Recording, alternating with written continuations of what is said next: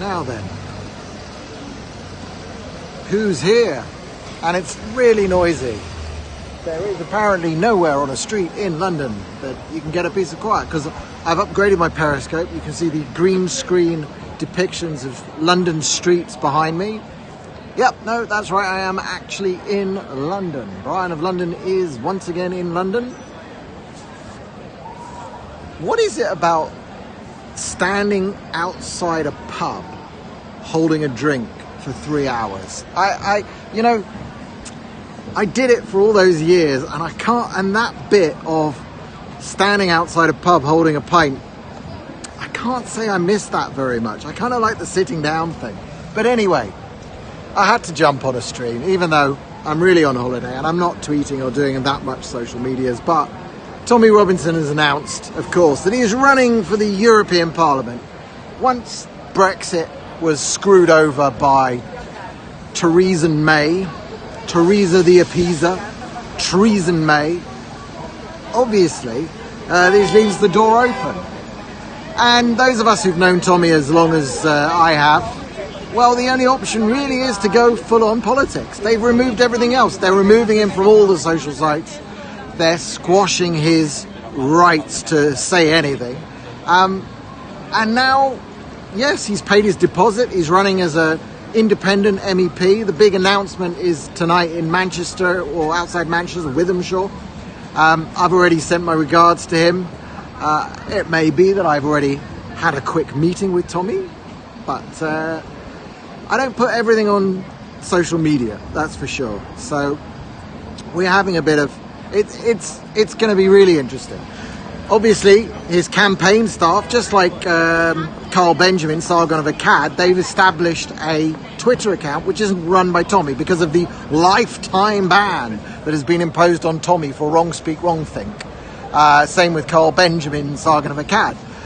But we'll see whether a campaign is allowed to have an account on Twitter. We've already seen that Political Light's Facebook page has been taken down just for sharing the news. So it would appear that sharing any mention of Tommy Robinson is still forbidden on Facebook. And now that he's standing for election as an MEP, Facebook is outright interfering in the electoral process in the UK and Europe. They are committing acts of election rigging. Why are they taking away that avenue from Tommy? But of course, we've seen that Telegram has been wildly successful, and one can see this also. What's really interesting about Telegram is that the volume of responses on Telegram is way. I mean, I've never seen anything like it. If you've ever done direct marketing with emails, 1%, 2%, 5%, 10%, those kind of open rates are amazing. Facebook shows your campaigns to a tiny percentage of all the people who like your page, unless you pay them. And so Telegram's a revelation, because 30-odd thousand people following, and after a few hours, 18,000 people have watched videos. It's brilliant, or clicked on links. It's totally different. And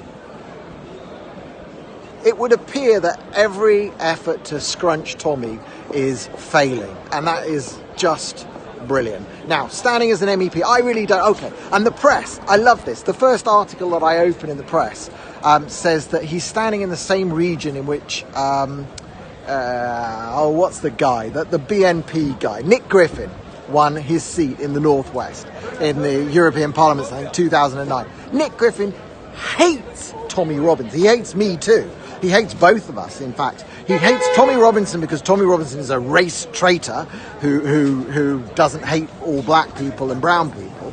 So BNP hate Tommy Robinson, but the newspaper, the Daily Mail, immediately makes the link between Tommy Robinson and the BNP. Tommy Robinson's not far right, never been far right, EDL wasn't far right, but bang, they make the link immediately. And it's just such rubbish. As soon as you open...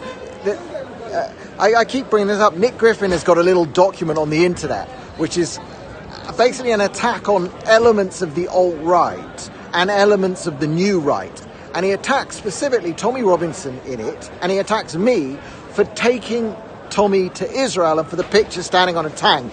And he gets all the details wrong. I mean, he says that I went to Israel 20 years ago. It's bullshit. And it's just, the guy's a the guy's a useless person and a racist and an out-and-out racist and an anti-Semite and a Jew hater. That's Nick Griffin. Tommy Robinson is none of those things, and Nick Griffin hates him because he is none of those things. And the press, of course, do the link. But it's not working anymore because enough of you out there have watched his videos, read his book, and so on. Anyway, I am not much longer in London. I've had a good time here. It's nice to come back and visit. Saw Endgame, and I'm not going to give you any spoilers, but was very excited to see that this morning. And I can't go up to Manchester today for various familial reasons, but wishing Tommy all the best with this run. I have no idea what the chances are, but just doing it is just a massive shot across the bows of the establishment. That's what you need. Britain lacks completely a viable working class political expression. UKIP can be it. Tommy would, I'm sure, run on behalf of UKIP if he was allowed to, if there are rules which would allow Anjem Chowdhury to run for UKIP but not Tommy Robinson. If their rules were more sensible, which I think Batten would do in a heartbeat, Tommy would run for them. UKIP, to me, look like the only working class option. They will, I suspect, they will inherit the mantle of Labour as Labour collapses into its cesspool of Jew hatred and horror. Anyway, I think I might just go and get myself a pint at Jon Snow. You know nothing. And we'll watch and see what happens tonight in Manchester. Thanks very much for tuning in. Speak to you all later. This is Brian of London, not in Tel Aviv, but in London.